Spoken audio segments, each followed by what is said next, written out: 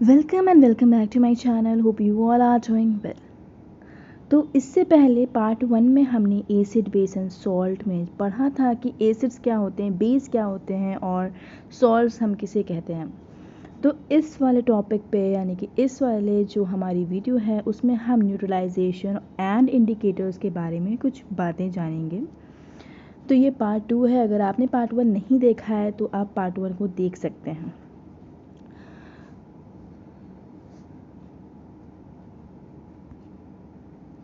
तो neutralisation reactions क्या होते हैं? न्यूट्रलाइजेशन रिएक्शन जब हम किसी एसिड को बेस के साथ ऐड करते हैं तो वहाँ पर बनता है सॉल्ट एंड वाटर। यानी कि हम जब एसिड को बेस के साथ रिएक्ट कराते हैं तब वहाँ पे फॉर्म होता है हमारा सॉल्ट। इसी को हम कहते हैं neutralization reaction. During a neutralization reaction, an acid and a base react to produce a salt and water. Salts are ionic compounds consisting of anions from an acid and a cation from a base. अब यहाँ पे हमने देखा क्या कि neutralisation क्या है? एक ऐसा रिएक्शन है जहाँ पर एसिड और बेस को हम रिएक्ट कराते हैं तो वहाँ पर प्रोड्यूस होता है सॉल्ट एंड वाटर, जो कि एक आयनिक कंपाउंड। सॉल्ट्स कैसे होते हैं? एक आयनिक कंपाउंड्स होते हैं जहाँ पर हमें पॉजिटिव एंड नेगेटिव चार्ज दोनों देखने को मिलते हैं। तो यहाँ पे कुछ एग्जांपल्स हैं, जैसे कि HCl को अगर हम NaOH के साथ रिएक्ट कराते हैं, हाइड्रोक्लोरिक एसिड को अगर हम सोडियम हाइड्रोक्साइड के साथ रिएक्ट कराते हैं तो वो NaCl का फॉर्मेशन होता है, यानी कि सोडियम क्लोराइड का फॉर्मेशन होता है, और H2O यानी कि वाटर का रिलीज होता है। H2SO4 को अगर हम NaOH के साथ रिएक्ट कराते हैं तो Na2SO4 बनता है और साथ ही साथ हमारा वाटर का भी फॉर्मेशन होता है। उसके बाद अगर हम ये देखें कि HCl को हम CaOH2 के साथ अगर रिएक्ट कराएं तो कैल्शियम क्लोराइड बनता है और वहाँ पर भी H2O का फॉर्मेशन होता है। तो बेसिकली हमें ये पता लगता है कि जब सॉल्ट को हम फॉर्म करते हैं तो वहाँ पर हम एसिड और बेस को रिएक्ट कराते हैं। अब न्यूट्रलाइजेशन रिएक्शन जो हमारी डेली लाइफ में यूज़ होती है, डेली लाइफ में हम देखने को मिलता है, वो है adding lime to soil to reduce acidity. हम लोग क्या करते हैं, किसी सॉइल में लाइम को ऐड कर देते हैं, चूने को ऐड कर देते हैं, ताकि वो क्या करे, वो जो सॉइल की एसिडिटी है, एसिडिक प्रॉपर्टी है, उसको क्या करे, रिड्यूस कर सके। Adding lime to lakes to reduce the effect of acid rain. जब एसिड रेन होता है तो क्या होता है, लेक्स वगैरह में एसिड ज़्यादा प्रेजेंट होता है, उस चीज़ को रिड्यूस कराने के लिए भी हम क्या करते हैं, लाइम का इस्तेमाल करते हैं, क्योंकि लाइम एक बेस है। Taking indigestion tablet to treat acid indigestions. अब यहाँ पर हमें बताया जाता है क्या कि हमें ये पता है कि हमारे स्टमक में हाइड्रोक्लोरिक एसिड प्रेजेंट होता है।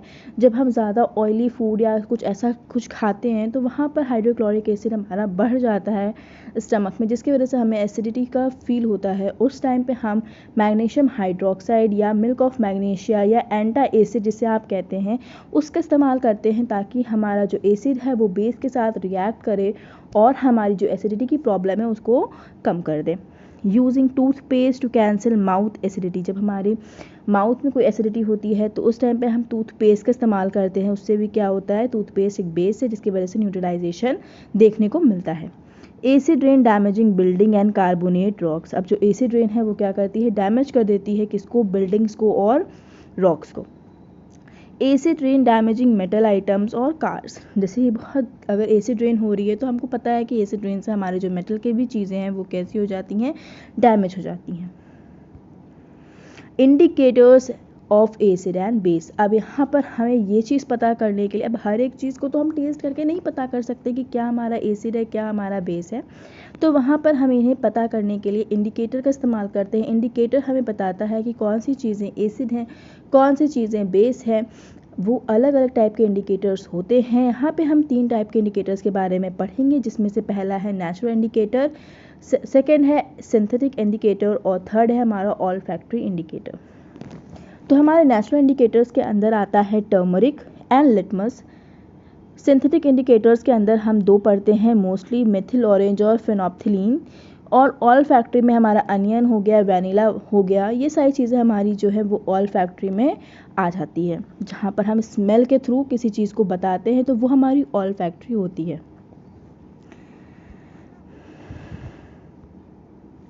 तो यहाँ पर हम अगर इंडिकेटर्स, उसके ओरिजिनल कलर कि वो एसिड है या बेस, किस कलर में वो चेंज होगा, तो वो सारी चीज़ें अभी हम यहाँ पर थोड़ा एक शॉर्ट में पढ़ लेते हैं। तो अगर हम रेड लिटमस की बात करें, लिटमस हमारा क्या होता है? लिटमस हमारा एक नेचुरल इंडिकेटर है।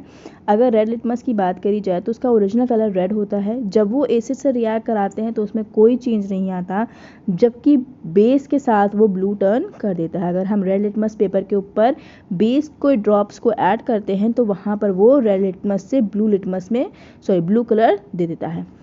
ब्लू लिटमस के बारे में अगर हम बात करें तो ब्लू लिटमस का कलर होता है ब्लू।